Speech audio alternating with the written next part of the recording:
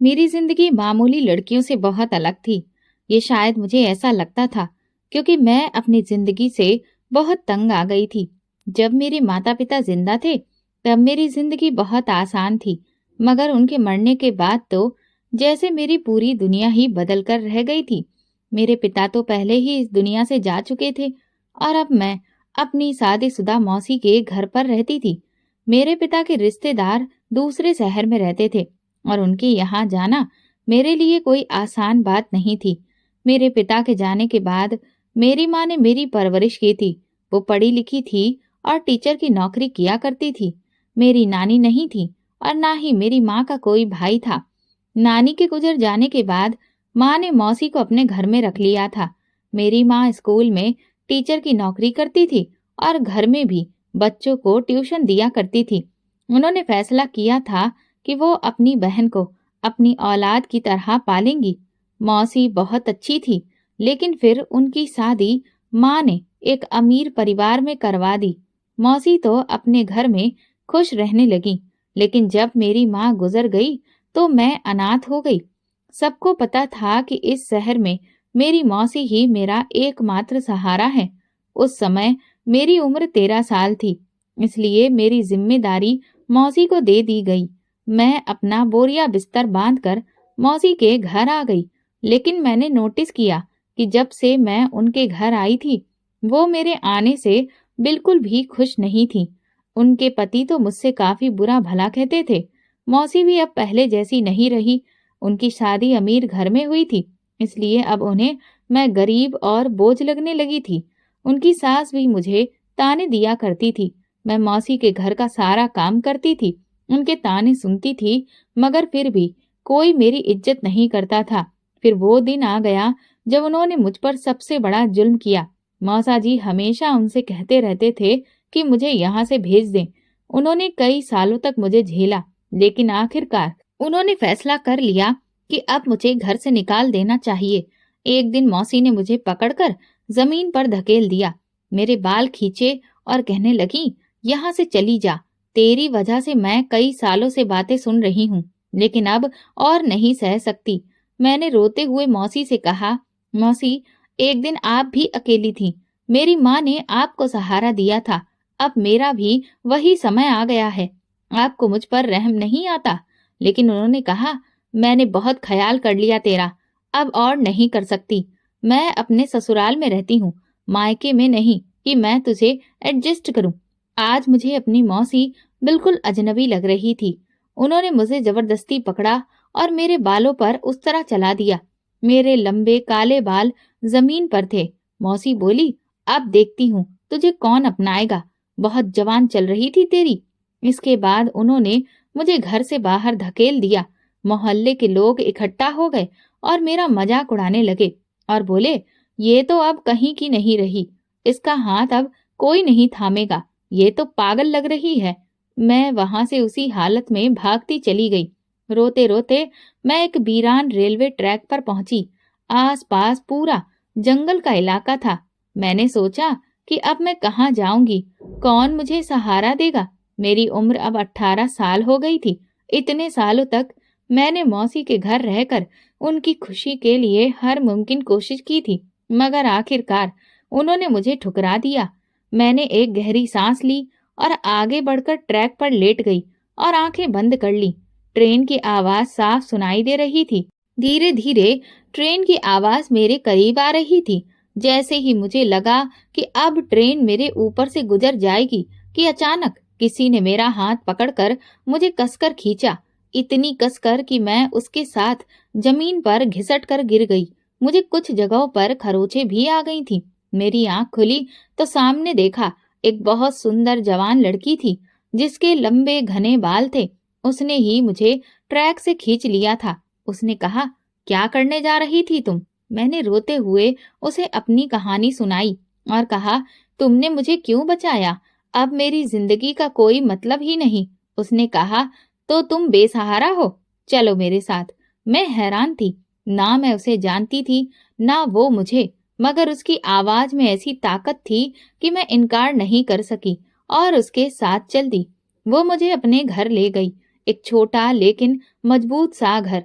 उसने कहा, ये मेरा घर है, मैं यहाँ अपने भैया अर्चित के साथ रहती हूँ। उसका भाई घर पर नहीं था, लेकिन उसने मुझे अंदर बिठाया, पानी पिलाया और कहा, अब तुम सुरक्षित हो, कुछ मत सोचो, आराम करो। मैं सच में सुकून में आ गई थी। कई दिनों बाद पहली बार ऐसा लगा कि सब कुछ ठीक हो सकता है, लेकिन मुझे नहीं पता था कि ये सुकून सिर्फ दिखावे का था। थोड़ी देर के बाद अंबिका का भाई अर्चित घर में आया। वो दिखने में लंबा चौड़ा, सुंदर और प्रभावशाली था, मगर उसने एक नजर भी मुझ पर नहीं डाली और सीधे अपने कमरे में चला गया। अंबिका ने बताया, ये मेरे भैया हैं, मुझसे 3 साल बड़े हैं। हम दोनों भाई बहन यहाँ अकेले रहते हैं, हमारे माता पिता नहीं हैं। तुम भी हमारे साथ आराम से रह सकती हो। उसकी बात सुनकर मुझे यकीन ही नहीं हो रहा था कि क्या कोई किसी की इस तरह मदद कर सकता है। फिर उसने कहा, लेकिन हमारे घर में कुछ उसूल हैं जिन्हें तुम्हें फॉलो करना होगा। मैं चौंक गई। कैसे उसूल? अंबिका बोली, अगर तुम्हें यहाँ रहना है तो तुम इस घर से बाहर नहीं जा सकती। अगर लोग तुम्हें देखेंगे तो सवाल करेंगे कि तुम कौन हो। हम किसी को ये नहीं समझा सकते कि हमने तुम्हारी मदद की है। मेरे पास कोई और रास्ता नहीं था। मैं मौसी के घर भी नहीं जा सकती थी, सड़क पर भी नहीं रह सकती थी, और इस वक्त मेरी जिंदगी बचाना मेरे लिए सबसे जरूरी था। इसलिए मैंने यहाँ रुकने का फैसला किया। लेकिन मुझे अंदाजा नहीं था कि ये घर मेरे लिए कितना खतरनाक साबित होगा। ये कोई आम घर नहीं था, और सबसे अजीब बात थी कि अर्चित वैसा नहीं था जैसा दिखता था। अंबिका ने अपने भाई की बहुत तारीफ की थी, मगर मुझे वो अजीब लगता था। मैं मजबूरी में यहाँ रह रही थी, लेकिन ये घर जितना शांत दिखता था उतना था नहीं। अगले दिन अंबिका किसी काम से बाजार गई और मैं घर में अकेली थी। अर्चित भी घर में ही था और मैंने महसूस किया कि वो मुझे गौर से देख रहा था। मुझे डर लग रहा था कि कहीं वो मेरे अकेले होने का फायदा ना उठाए, मगर उसने कुछ भी नहीं कहा। वो बस चुपचाप बैठा रहा। शायद ऐसा व्यवहार उसकी आदत थी। मैं ऊपर वाले से प्रार्थना करती रही कि मेरी जिंदगी में सब कुछ ठीक हो जाए। धीरे धीरे मैं इस घर को समझने लगी। ये पुराना लेकिन मजबूत मकान था। लंबा आंगन, ऊंची छतें, लकड़ी के भारी दरवाजे और दीवारों पर पुरानी पेंटिंग्स। लेकिन इस घर के अंदर का माहौल रहस्य में डूबा हुआ था। सबसे पहली अजीब बात ये थी कि अर्चित ज्यादातर समय घर से बाहर रहता था। कभी कभी तो वो सारी रात भी बाहर बिता देता था। उसे इस बात की फिक्र होनी चाहिए थी कि घर में उसकी जवान बहन अकेली रहती है, या फिर उसने अपनी बहन को मुझ जैसी अनजान लड़की के हवाले छोड़ दिया था। एक दिन मैंने हिम्मत करके अंबिका से पूछा, तुम्हारे भाई कहाँ जाते हैं? उन्हें तुम्हारी चिंता नहीं होती? मेरे इस सवाल पर वो चौंक गई। फिर कुछ देर सोचने के बाद बोली, वे नौकरी करते हैं। उनकी दिन रात दोनों शिफ्ट की ड्यूटी होती है, इसीलिए वो बिजी रहते हैं। मैंने पूछा, कैसी नौकरी? वो पहले थोड़ी हिचकिचाई, फिर फौरन बोली, मेरे भैया बॉडीगार्ड हैं, लोगों की सुरक्षा करते हैं। ये जवाब मेरे सवालों को कम करने के बजाय और ज्यादा बढ़ा रहा था, क्योंकि अर्चित का स्वभाव किसी भी बॉडीगार्ड के जैसा नहीं लगता था। इस घर में एक कमरा था जो हमेशा बंद रहता था। मैंने कई बार उसे खोलने की कोशिश की, मगर वो हमेशा लॉक रहता था।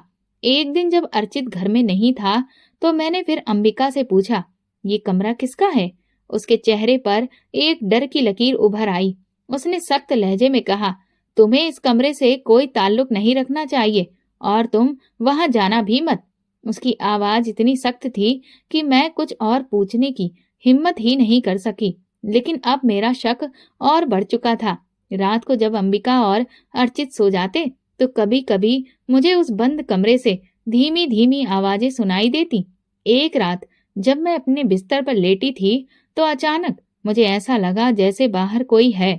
मैंने धीरे से दरवाजा खोला और आंगन में झांका, मगर वहां पर तो कोई भी नहीं था। लेकिन तभी मैंने देखा कि बंद कमरे के दरवाजे के पीछे हल्की रोशनी झिलमिला रही थी। मेरा दिल तेजी से धड़कने लगा। ये रोशनी वहां कैसे आई? क्या कोई अंदर था? मैं धीरे धीरे दरवाजे के करीब गई और कान लगाकर सुना। अंदर कोई धीरे धीरे बातें कर रहा था। मैंने दरवाजे को हल्का धक्का दिया, मगर तभी अंदर कोई आहट हुई और मैं घबराकर पीछे हट गई।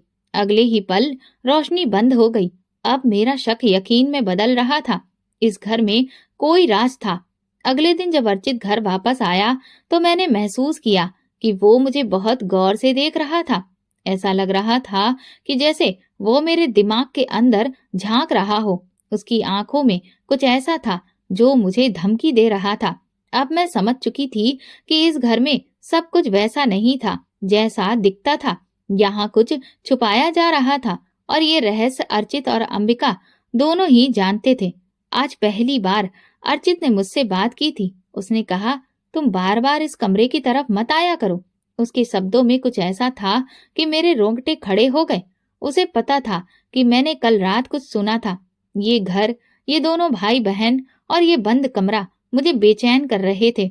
अब मुझे यकीन हो चुका था कि मेरा यहाँ रहना कोई साधारण बात नहीं थी। जरूर इन दोनों ने मुझे किसी मकसद से अपने घर में जगह दी थी। मैं जितना इन रहस्यों से बचने की कोशिश करती, उतनी ही उनमें उलझती जा रही थी। अर्चित का रातों को घर से बाहर रहना, घर में किसी की आवाजें आना और इन दोनों भाई बहनों का अजीब बर्ताव, सब कुछ मेरे अंदर एक अजीब सा शक पैदा कर रहा था। सबसे बड़ा झटका मुझे उस दिन लगा जब अर्चित की गैर मौजूदगी में मैं उसके कमरे में चली गई। मैंने सोचा कि अंबिका तो घर के कामों में व्यस्त रहती है, तो क्यों ना मैं ही सफाई कर दूं। जैसे ही मैं झाड़ू लेकर कमरे में पहुंची और उसे बेड के नीचे डाला तो एक ऐसी चीज निकली जिसे देखकर मेरे पैरों तले से जमीन खिसक गई। मैंने उसे गौर से देखा। मेरी आंखें फटी की फटी रह गईं। मेरी चीख निकलने ही वाली थी, मगर मैंने खुद को संभाल लिया। ये क्या था? ये कैसे मुमकिन था? मेरा शरीर कांपने लगा था। मैंने इधर उधर देखा कि कहीं किसी ने मुझे देख तो नहीं लिया, लेकिन घर में पूरी तरह से खामोशी थी। मुझे अभी कुछ नहीं करना चाहिए, किसी से कुछ भी नहीं पूछना चाहिए। शाम को जब मैंने अंबिका पर गौर किया तो मुझे महसूस हुआ कि वो उलझी हुई लग रही थी, जैसे कि किसी बोझ तले से दबी हो। कहीं उसे तो नहीं पता चल गया कि मैंने बेड के नीचे वो चीज देख ली थी। अचानक अंबिका ने मेरी तरफ गौर से देखा और कहा, नम्रता, आज तुम कुछ परेशान लग रही हो। सब ठीक है? शायद वो मेरी परीक्षा ले रही थी। मैंने खुद को संभाला और कहा, हाँ हाँ, मैं तो ठीक हूँ, बस थोड़ा थक गई हूँ। वो कुछ देर तक मुझे देखती रही, फिर धीमे लेकिन सख्त लहजे में बोली, यहाँ ज्यादा चीजों के बारे में सोचने की जरूरत नहीं है नम्रता। जो भी देखा करो उसे भूल जाया करो और जो भी सुनो उस पर ध्यान मत दिया करो। मैं उसकी बात पर खामोश हो गई, लेकिन अब ये बात साफ थी कि इस घर में कुछ तो ऐसा था जो छुपाया जा रहा था। क्या ये मेरी मदद करने का बहाना था? क्या मैं किसी बड़े खतरे में फंस चुकी थी? उस रात मुझे नींद नहीं आ रही थी। मेरा दिमाग बार बार बेड के नीचे देखी हुई चीज के बारे में सोच रहा था। ये घर, इसके लोग, ये राज, सब कुछ मुझे गहरे अंधेरे में धकेल रहे थे। मैं यहाँ से भागने के बारे में सोच रही थी, मगर मैं कहाँ जाती? मुझे अंबिका ने सख्ती से बाहर जाने से मना किया था और फिर मेरे पास ऐसा कोई सबूत भी नहीं था जिससे मैं किसी से मदद मांग सकती। लेकिन इतना तय था कि यहाँ जो कुछ भी हो रहा था वो मामूली नहीं था। मैंने तय कर लिया था कि मैं इस रहस्य को जानकर रहूंगी। मैं पीछे हटने वालों में से नहीं थी। अब वो बंद कमरा मेरे लिए और भी ज्यादा अहम हो गया था। शायद बेड के नीचे जो देखा था उसका संबंध इसी कमरे से था, मगर अंबिका ने सख्ती से कहा था कि मैं इस कमरे के पास भी ना जाऊं। लेकिन जब मुझे किसी चीज से रोका जाता तो मेरा इंटरेस्ट और भी ज्यादा बढ़ जाता था। रात के समय जब अर्चित घर से बाहर था और अंबिका अपने कमरे में थी, मैं धीरे धीरे अपने बिस्तर से उठी। मैं बिना आवाज किए उस बंद कमरे के करीब पहुंची, जहां से अक्सर रात में रोशनी झिलमिलाती थी और किसी के बात करने की आवाजें आती थीं। मेरा दिल जोर जोर से धड़क रहा था। मैंने कान लगाकर सुनने की कोशिश की। कुछ देर तक तो खामोशी थी, फिर अंदर से धीमी धीमी आवाजें आने लगी। हाँ, वहां कोई बात कर रहा था। मैंने धीरे से दरवाजे के हैंडल को घुमाने की कोशिश की। वो बंद था, हमेशा की तरह, लेकिन आज मुझे अजीब सा एहसास हो रहा था। मैं कुछ देर वहीं खड़ी रही, फिर अचानक अंदर से एक आहट हुई, जैसे कोई दरवाजे के करीब आया हो। मेरा दिल धक्क से रह गया। मैं फौरन वहां से हटकर अपने कमरे की तरफ भागी और बिस्तर में घुस गई। नाश्ते के समय जब मैं अंबिका के बराबर बैठी तो मैंने महसूस किया कि वो मुझे बहुत ध्यान से देख रही थी। अचानक उसने पूछा, नम्रता, तुम रात में कहाँ थी? मैं चौंक गई। क्या उसे पता चल गया था? मैंने घबराहट छुपाने की कोशिश की और कहा, मैं तो अपने कमरे में ही थी। अंबिका ने सख्त लहजे में कहा, अगर तुम्हें अपनी जान प्यारी है और हमारे इस घर में रहना है तो हद में रहना पड़ेगा। मैंने तुम्हें पहले ही बताया था कि इस घर में रहने के कुछ उसूल हैं और तुम्हें उन्हें मानना होगा। मैं हैरान थी। आखिर इस बंद कमरे में ऐसा क्या था जो मुझसे छुपाया जा रहा था? क्या वहां पर कोई छुपा हुआ था या फिर कुछ ऐसा जो आम इंसानों के लिए नहीं था? अब मैं तय कर चुकी थी कि इस रहस्य को जानकर ही रहूंगी, चाहे इसकी कोई भी कीमत क्यों ना चुकानी पड़े। मुझे हमेशा से ये सवाल परेशान करता था कि अर्चित आखिर ऐसी कौन सी नौकरी करता था जिसमें उसकी एक भी छुट्टी नहीं होती थी। मैंने कई बार अंबिका से पूछा था कि उसका भाई आखिर जाता कहाँ है, लेकिन वो हमेशा एक ही जवाब देती, वो नौकरी करता है बस, और कुछ मत पूछो। पर उस रात मैंने अर्चित को चोरी छिपे घर से निकलते देख लिया। मुझे लगा, अपने ही घर से बाहर निकलने के लिए कोई इतनी सतर्कता क्यों बरतेगा। आज मैंने ठान लिया कि मैं उसका पीछा करूंगी। मैंने जल्दी से अपना दुपट्टा लिया और अपने चेहरे को ढक लिया, फिर धीरे से दरवाजा खोलकर बाहर निकल गई। गली पूरी तरह से सुनसान थी। अर्चित तेज कदमों से चल रहा था और मैं भी धीरे धीरे उसका पीछा कर रही थी। वो गलियों से होते हुए एक ऐसी जगह पहुंचा जहां आम लोग जाने से भी डरते थे, शहर के पुराने शमशान घाट पर। शमशान घाट। अर्चित इस वक्त यहाँ क्या करने आया था? मेरा मन कर रहा था कि मैं वापस चली जाऊं, लेकिन अब मैं पीछे नहीं हट सकती थी। मैंने जल्दी से एक झाड़ी के पीछे छिपने का फैसला किया और छुपकर उसे देखने लगी।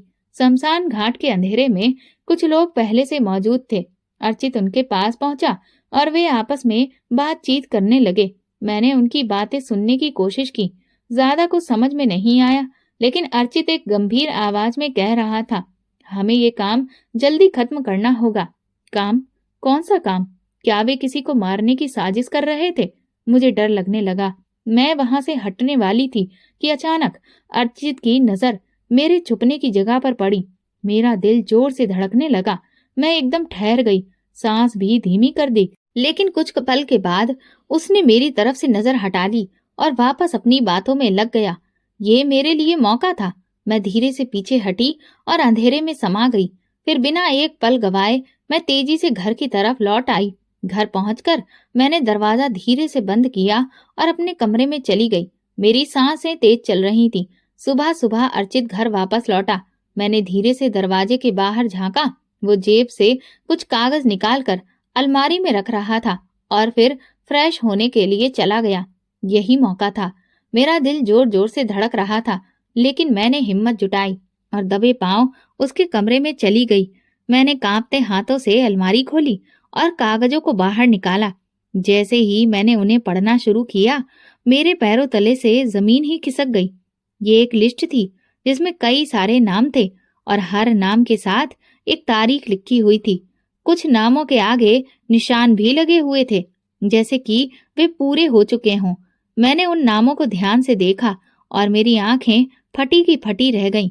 ये वही नाम थे जो पिछले कुछ महीनों से लापता हो चुके थे। मुझे चक्कर आने लगे। मैंने जल्दी से फाइल बंद कर दी, लेकिन तभी पीछे से एक आवाज आई, तुम यहाँ क्या कर रही हो नम्रता? मैंने घबराकर पीछे देखा। अंबिका उस वक्त दरवाजे पर खड़ी थी। उसकी आंखों में गुस्सा और डर दोनों थे। वो चिल्लाई, क्या मैंने तुम्हें मना नहीं किया था कि ज्यादा समझदारी मत दिखाओ? मैंने जल्दी से कहा, मैं तो बस सफाई कर रही थी। अंबिका ने मेरी आंखों में झांका, जैसे कि मेरी सच्चाई को पढ़ने की कोशिश कर रही हो।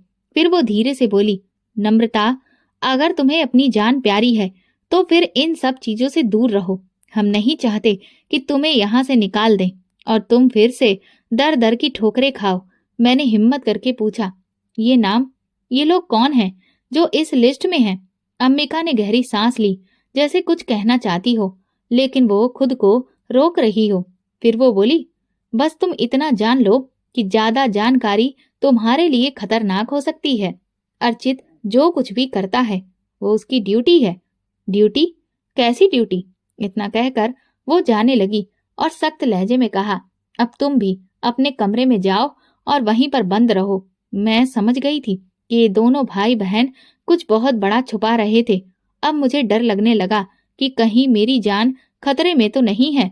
ये बात अब साफ हो चुकी थी कि मैं एक ऐसे खेल का हिस्सा थी जिसे मैं समझ भी नहीं पा रही थी, और अगर मैंने कोई गलती की तो फिर इसकी कीमत मेरी अपनी जान भी हो सकती थी। ये घर, ये लिस्ट, शमशान घाट की मुलाकात और वो बंद कमरा, सब किसी न किसी तरह आपस में जुड़े हुए थे। लेकिन सबसे डरावनी बात ये थी कि मैं उनके राज के बहुत करीब पहुंच चुकी थी, और शायद ये मेरे लिए जानलेवा साबित हो सकता था। मैंने अर्चित के कमरे में जो लिस्ट देखी थी वो मामूली नहीं थी।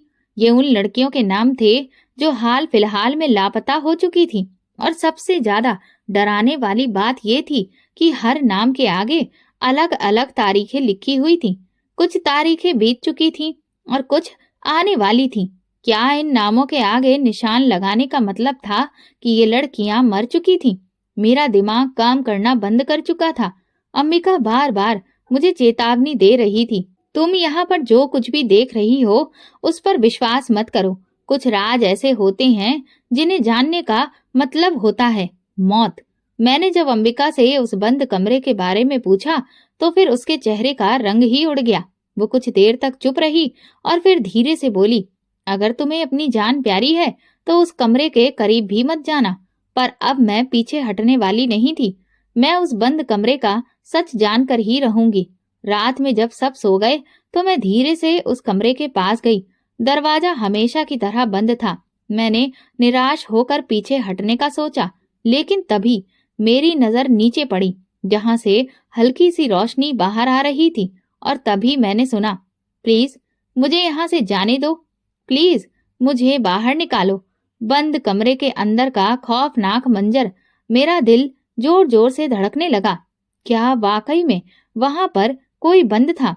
मैंने दरवाजे के नीचे से झांकने की कोशिश की, लेकिन मुझे ज्यादा कुछ नहीं दिखा। और फिर अचानक किसी के कदमों की आहट सुनाई दी। कोई दरवाजे की तरफ बढ़ रहा था। मैंने बिना कोई देर किए अपने कमरे की तरफ दौड़ लगा दी। अगले दिन अर्चित बहुत गुस्से में लग रहा था। उसकी नजरें बार बार मुझ पर उठ रही थीं, जैसे कि वो मेरे दिमाग के अंदर झांकने की कोशिश कर रहा हो। क्या उसे पता चल गया था कि मैं रात को उस कमरे के पास गई थी? अगर हाँ, तो अब मेरा क्या होगा?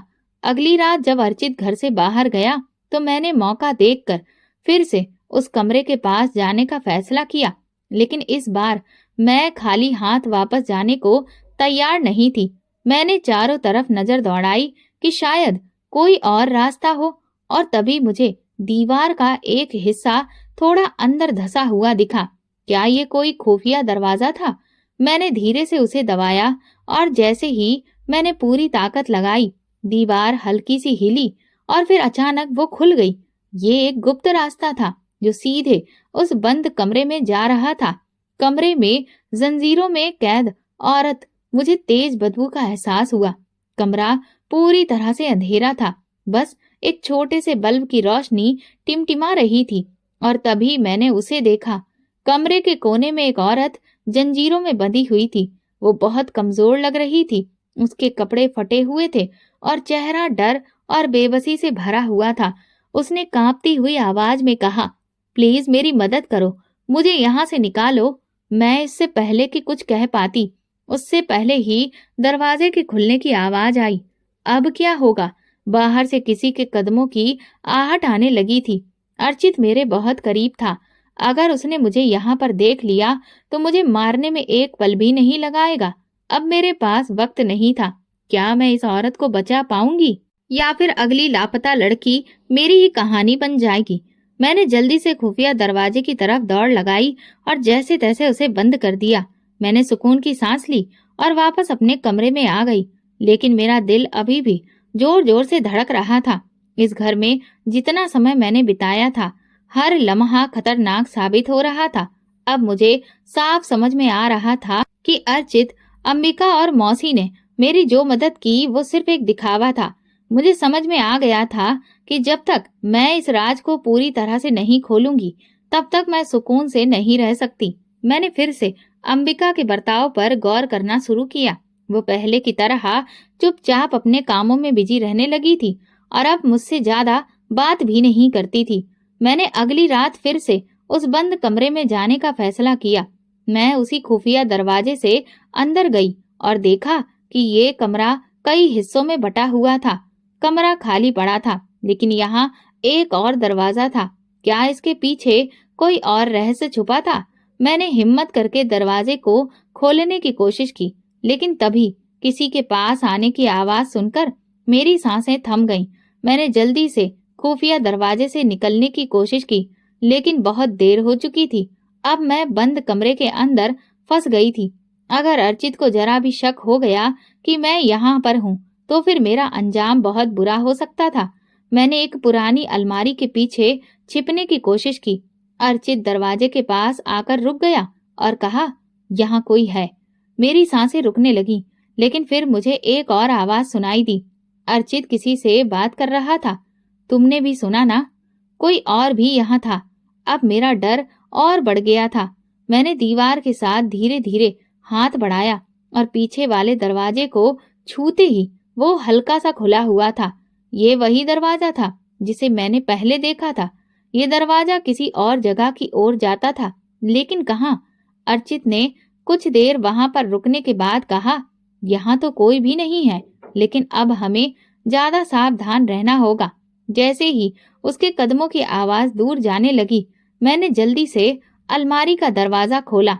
अलमारी में रखे कागजात और पुरानी चीजों के बीच में मुझे एक फाइल दिखी। ये वही फाइल थी जिसमें उन लापता लड़कियों के नाम दर्ज थे। मैंने जल्दी से पन्ने उल्टे और फिर मेरी उंगलियां कांपने लगीं।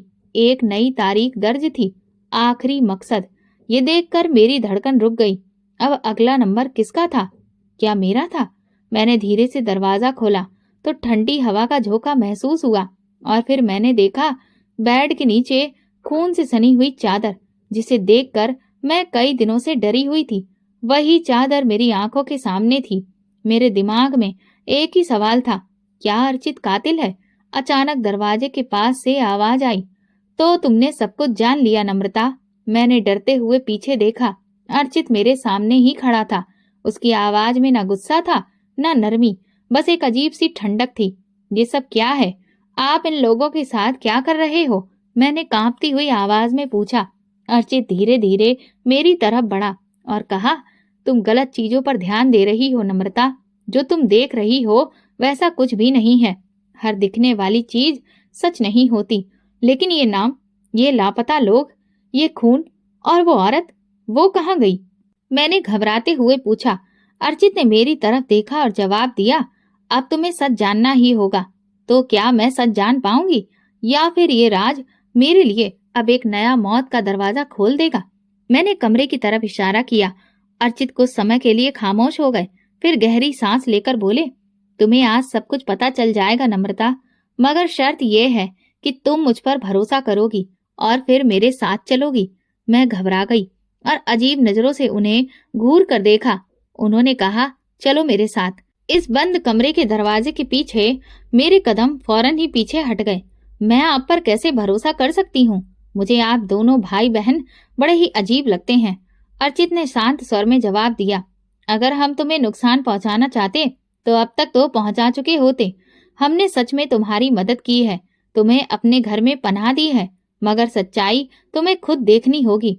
मेरे पास अब दो ही रास्ते थे। मैं भागने की कोशिश करती, मगर फिर अर्चित मुझे रोक सकते थे। मैं उनके साथ जाती और खुद देखती कि आखिर वो क्या छुपा रहे थे। लेकिन अगर वे सच में मेरे साथ कुछ गलत कर देते। मैंने अपनी मुट्ठी भींच ली और खुद को मजबूत दिखाने की कोशिश की। अगर मैंने आज सच नहीं जाना तो मैं हमेशा शक में ही रहती। मैंने हिम्मत करके सिर हिला दिया। ठीक है, मैं आपके साथ चलती हूँ। अर्चित आगे बढ़े और धीरे से दरवाजा खोला। जैसे ही दरवाजा खुला, मैंने खुद को एक अंधेरी सुरंग में पाया। ये एक पुराना तहखाना था, मगर यहाँ हर चीज बड़े ढंग से रखी गई थी। दीवारों पर चार्ट और मैप्स लगे हुए थे। एक तरफ लोहे का संदूक रखा हुआ था। ये कोई आम जगह नहीं थी। मैंने पलटकर अर्चित की तरफ देखा और पूछा, ये कौन सी जगह है? उन्होंने धीरे से कहा, ये वो जगह है जहाँ सच छुपा हुआ है। मैंने गौर से चारों तरफ देखा और फिर जो नजारा मैंने देखा वो मुझे हैरान कर गया। सामने बैठे लोग जो मरे नहीं थे, कुछ औरतें और बच्चे बैठे हुए थे। वे सब जिंदा थे मगर डरे हुए थे। अब तक मेरे दिमाग में यही था कि अर्चित लोगों को मार रहे थे, मगर यहाँ तो सब कुछ उल्टा था। वे लोग डरे हुए थे मगर उनके चेहरे पर एक अजीब सी बेफिक्री थी, जैसे वे किसी खौफनाक हकीकत से बचकर यहाँ आए हों। क्या ये लापता लोग थे? क्या ये वही लोग थे जिनके नाम लापता लोगों की लिस्ट में थे? अर्चित ने मेरे चेहरे का एक्सप्रेशन देखा और गहरी सांस ली। नम्रता, जो कुछ भी तुमने देखा और समझा वो हकीकत का सिर्फ एक रुख था। मैंने बेचैनी से कहा, तो फिर असली हकीकत क्या है? अर्चित बोले, ये सब वे लोग हैं जिन्हें उनके अपने घरवाले मार देना चाहते थे। ये बेसहारा लोग हैं जो समाज के जुल्म से भागकर यहाँ पनाह लेने के लिए आए हैं, बिल्कुल तुम्हारी ही तरह। मैं हैरान रह गई। क्या? मेरी आंखें फटी की फटी रह गईं। अर्चित ने दीवार की तरफ इशारा किया। वहां एक चार्ट टंगा हुआ था। इसमें वे सभी नाम थे जो मैंने फाइल में देखे थे। गैरत के नाम पर मरने से बचाई गई औरतें। ये वही लड़कियां और औरतें हैं जिन्हें गैरत के नाम पर मरने से बचाया गया है। मैंने कांपती हुई आवाज में पूछा, तो फिर वो बेड के नीचे खून से सनी हुई चादर किसकी थी? अर्चित कुछ देर खामोश रहे, फिर बोले, एक लड़की बहुत जख्मी हालत में हमारे पास आई थी जिसे मैंने बचाया था। मैंने उसका इलाज घर में ही किया था, क्योंकि मैं सिर्फ एक सोशल वर्कर नहीं बल्कि एक सीबीआई पुलिस ऑफिसर भी हूँ। मेरा काम ही ऐसी बेसहारा लड़कियों को बचाना है। मैं उन्हें अपने घर में लेकर आता हूँ ताकि वे एक नई जिंदगी जी सकें। मैं हैरान थी। अंबिका ने भी इस राज को कई सालों से छुपाया हुआ है। हम इन औरतों के रिश्तेदारों को सजा दिलवा सकते थे, लेकिन सजा से कुछ नहीं होता, क्योंकि ये समाज उन्हें फिर भी अपनाएगा नहीं। अगर ये वापस बाहर गईं तो उनके घर वाले इन्हें फिर मार डालेंगे। मैंने डरते हुए पूछा, लेकिन आप शमशान घाट क्यों जाते थे? अर्चित बोले, शमशान घाट पर मेरी ड्यूटी थी। वहां भी कई अनजान लाशें मिलती हैं जिनका कोई नाम नहीं होता। कई बार वो लड़कियां होती हैं जिन्हें समाज ने खत्म कर दिया। अब सब कुछ साफ था। अब समझी नम्रता? हमने तुमसे कहा था कि घर से बाहर मत जाना ताकि ये राज दुनिया तक ना पहुंचे। यहाँ के लोग बहुत सुकून से जी रहे हैं। मेरी गलतफहमी दूर हो गई। मुझे अफसोस होने लगा कि मैंने इतने अच्छे लोगों पर शक किया था। इस घर में जो कुछ भी हो रहा था वो गलत नहीं था, बस मेरे देखने का नजरिया गलत था। अब मुझे यकीन हो गया कि हर बार जो हम देखते हैं वो सच नहीं होता। सच्चाई को जानबूझकर छुपाया भी जाता है। अब मुझे यकीन हो गया था कि इससे अच्छी जगह और कोई नहीं हो सकती थी। मैंने अर्चित और अंबिका से माफी मांगी और वादा किया, अब मैं भी आपकी तरह सोशल वर्कर बनकर इन बेसहारा लोगों की मदद करूंगी। आज इस हादसे को 7 साल हो चुके हैं। मैं आज भी इसी जगह पर रहती हूँ और समाज सेवा कर रही हूँ। जो लोग बेसहारा होते हैं, जिनका इस दुनिया में कोई नहीं होता, मैं उन्हें तलाशती हूँ और उनकी मदद करती हूँ। दोस्तों, अगर आपको हमारी कहानी पसंद आई हो तो प्लीज कमेंट करके जरूर बताइएगा। वीडियो को लाइक करिए और ज्यादा से ज्यादा शेयर करिए। अगर आप चैनल पर नए हैं तो सब्सक्राइब जरूर करें और नोटिफिकेशन बेल को दबाएं ताकि अगली अपडेट सबसे पहले आपको मिले। धन्यवाद।